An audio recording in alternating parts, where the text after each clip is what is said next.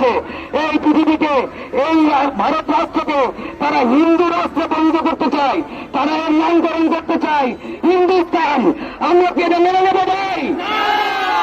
এই হিন্দুস্তান বা এই ভারত তৈরিতে মুসলিমদের সমান ভাগে ভাগ আছে। 800 শতাব্দী থেকে আমরা এই ভারতের মাটিকে তৈরি করেছি, আজকে আমরাই তাদের কাছে নিপীড়িত হচ্ছি।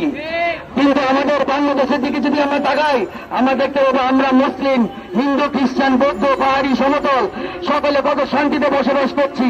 এখানে কোনো ভেদাভেদ নাই। আমাদের মুসলিম ভাইয়েরা হিন্দু পোষণালয়, মন্দির, রাত জেগে পাহারা দেয়। আমাদের ইমামেরা, আমাদের মাদ্রাসার বাচ্চারা কিভাবে হিন্দুদেরকে পাহারা দিয়ে তাদেরকে তাদের ধর্মকর্ম করতে সুবিধা দান করে। অথচ আজকে বয়কট বয়কট বয়কট বয়কট ইন্ডিয়ার পণ্য ইন্ডিয়ান পণ্য বয়কট বয়কট। আমি আমার ভাইদেরকে বলতে চাই, ভাই আমরা অস্ত্র হাতে নেব না। মুসলিম শান্তির ধর্ম। আমরা ইন্ডিয়াকে এই মুসলিম বিরোধী মোদীকে হারে হারে শিক্ষা দিব এবং সেই শিক্ষা হলো আমরা আবার অর্থনীতিতে আঘাত করব।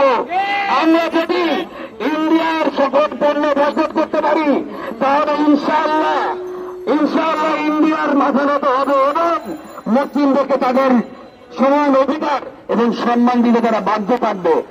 আর আমরা এখানে 18 কোটি মুসলিম আছে, ইন্ডিয়াতে আছে এখন 25 কোটি।